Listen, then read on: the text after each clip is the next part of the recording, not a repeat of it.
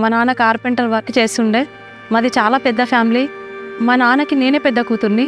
పెద్ద బిజినెస్ చేస్తుండే కాబట్టి మా నాన్న దగ్గర చాలా డబ్బులు ఉన్నాయి కాబట్టి మమ్మల్ని చాలా గారాబంగా పెంచిండు.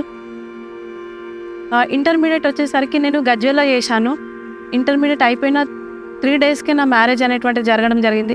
2002 में हमारा शादी हो गया. పెళ్ళి చేసిన తర్వాత చాలా బాగుంది. సార్కి జాబ్ ఉంది, అలాగనే సార్ డ్రింక్ చేయడు. కానీ ఇక్కడ మేము మా అమ్మ వాళ్ళ దగ్గర ఎంతైతే లగ్జరీ లైఫ్ స్టైల్ని మేము అనుభవిస్తుండేనో, కానీ అత్తమ్మ వాళ్ళ ఇంటి దగ్గర వచ్చేసరికి టోటల్గా డిఫరెంట్. ఎట్లా అంటే సార్ మంచి వాళ్ళు, ఫ్యామిలీ కూడా చాలా మంచి ఫ్యామిలీ, హంబుల్ ఫ్యామిలీ, కానీ అక్కడ డబ్బులు అనేటువంటి తక్కువ. 96 में हम प्राइवेट सीड कंपनी में काम करता था. शुरू में हमारे को पर डे 17 रुपये दे रहा था. 4 साल के बाद 2000 में हमारे को वो कंपनी में सुपरवाइज़र बना दिया. वो सुपरवाइज़र बनाने के बाद हमारा सैलरी 2500 था. అప్పుడు మా సార్ చెప్పిండు ఏమంటే, మా ఫ్యామిలీ చాలా గరీబ్ ఫ్యామిలీ, కానీ నేను నిన్ను పెళ్లి చేసుకున్నా కదా, పెళ్లి చేసుకున్న తర్వాత నీ వల్ల మా ఫ్యామిలీలో ఎట్లాంటి ప్రాబ్లమ్స్ రావద్దు. ఆ ఫ్యామిలీలో ఎక్కువ డబ్బులు లేవు కాబట్టి ఫ్యామిలీకి సపోర్ట్ చేయాలి. పెళ్ళైన 2 నెలల తర్వాతనే స్టిచ్చింగ్ చేయడం అనేటువంటి స్టార్ట్ చేసిన. అలాగనే టైలరింగ్ చేయడం వల్ల కూడా ఎక్కువ డబ్బులు వస్తలేవు. అట్లా అని చెప్పేసి నేను ఏం చేసిన అంటే స్కూల్లో వాలంటరీగా కూడా చెప్పాను. उसके साथ साथ बैंगल का स्टोर लगाया. ఎట్లాంటి సిచ్యువేషన్ అంటే చూడండి, మా ఇంటికి మా అమ్మ వాళ్ళు ఎవ్వరు కూడా రావద్దని అనుకుంటుంటే, ఎందుకంటే మా ఇంటికి ఒకవేళ మా రిలేషన్స్ ఎవరైనా వస్తే కూడా వాళ్ళకి టీ ఇవ్వడానికి కూడా మా దగ్గర డబ్బులు లేకుంటుండే.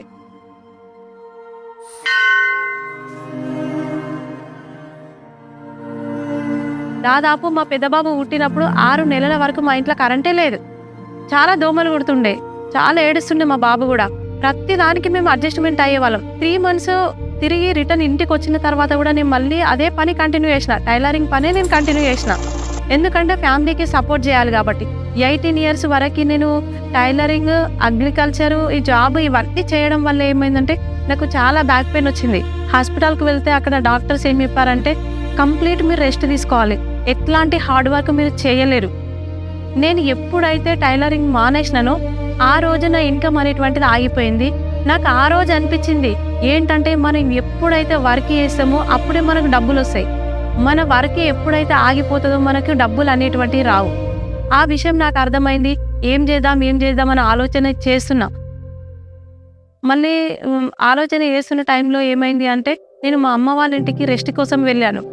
మా అమ్మ వాళ్ళ ఇంటి దగ్గర రెస్ట్ కోసం అని నేను అక్కడికి వెళ్ళాను. వెళ్ళిన టైంలో మన గ్రేట్ లీడర్, మన తంగెలపల్లి శ్రీనివాస్ సార్ మా ఇంటికి రావడం జరిగింది. అక్కడ ఈ వెస్టేజ్ ప్లాన్ అనేటువంటిది అశోక్ సారు నేను ఇద్దరం కలిసి మా అమ్మ వాళ్ళ ఇంట్లో ఆ ప్లాన్ అనేటువంటిది విన్నాం. వెస్టేజ్ బిజినెస్ స్టార్ట్ చేసిన తర్వాత నేను 50 కిలోమీటర్ల 60 కిలోమీటర్ల దూరం మేము ప్లాన్కి వెళ్ళేదాన్ని. బ్యాక్ పెయిన్ ఉంది. ప్లాన్కి వెళ్ళి వచ్చేసరికి నేను చాలా టైర్డ్ అయిపోయేదాన్ని. सिल्वर डायरेक्टर में चले जाने के बाद हम इसको एक सेकंड हैंड का स्कूटी खरीदा है. वो स्कूटी से बिजनेस चलाता था. మేము చాలా ఎక్సైట్మెంట్ తోటి ఢిల్లీ ఎఫ్ఆర్ఈకు వెళ్ళాము.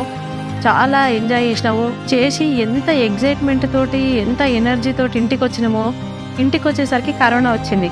మేము ఢిల్లీకి పోయి వచ్చిన తర్వాత జూమ్ మీటింగ్, మన great appliance Kulkarni sir, Charan sir, Inderbir sir వీళ్ళందరూ కలిసి జూమ్ మీటింగ్ అరేంజ్ చేయడం జరిగింది. కరోనా రావడం వల్ల ఆ జూమ్ మీటింగ్ అనేటువంటిది అరేంజ్ చేశారు. ఇంటి దగ్గరనే ఉన్నాడు కాబట్టి కాలేజీకి వెళ్తలేడు.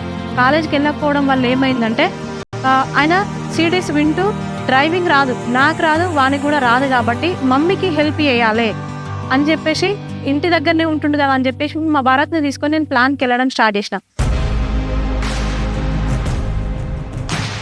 కార్ తీసుకున్నాక మేము ఎట్లా వర్క్ చేసినామంటే, మేము ప్రొద్దున 4 గంటలకు ఇంట్లోకి బయలుదేరితే రాత్రి 12, 1 గంట 2 గంటల వరకు మేము ఇంటికి వచ్చేవాళ్ళం. मुझे जब वेस्टेज के बारे में पता चला, मैं उतना इंटरेस्टेड नहीं था क्योंकि इस बिज़नेस के बारे में कुछ पता नहीं था. जब श्रीनिवास सर भी वेस्टेज शुरू करे तब उसका लाइफ में ट्रांसफॉर्मेशन में देखा हूँ. तब मुझे लगा था कि मेरा फादर 25 ईयर से काम कर रहे हैं, लेकिन उसके लाइफस्टाइल में कुछ चेंजेस नहीं है और सिक्योरिटी भी नहीं है, लेकिन यहाँ वेस्टेज में 1 साल के अंदर 2 साल के अंदर लाखों के इनकम। ये बिजनेस में मैडम को 18,000 आता था, 3 महीना होते ही वो 18,000 से 60,000 हुआ। 30,000 చెక్కు 60,000 అయింది. 60,000 ఉన్న చెక్కు 3 నెలల్లో 1,00,000 రూపాయలు అయింది.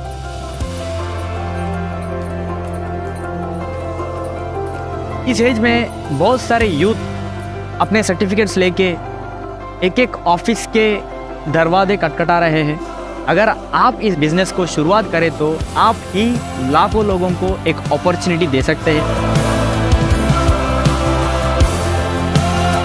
आपका घर में कोई भी अगर लेडीज़ ये बिजनेस स्टार्ट किया तो उसको रोकिए मत। इस सिस्टम को बहुत हम इज्जत देता है और प्यार करता हूँ। और हमारे कहानी से मैं ये यूथ को यही अपील करता हूँ कि आप छोटे सपने मत देखो, बड़े सपने देखो। ये बिज़नेस और ये प्लेटफॉर्म बेस्ट प्लेटफॉर्म है आपके सपने को पूरा करने के लिए।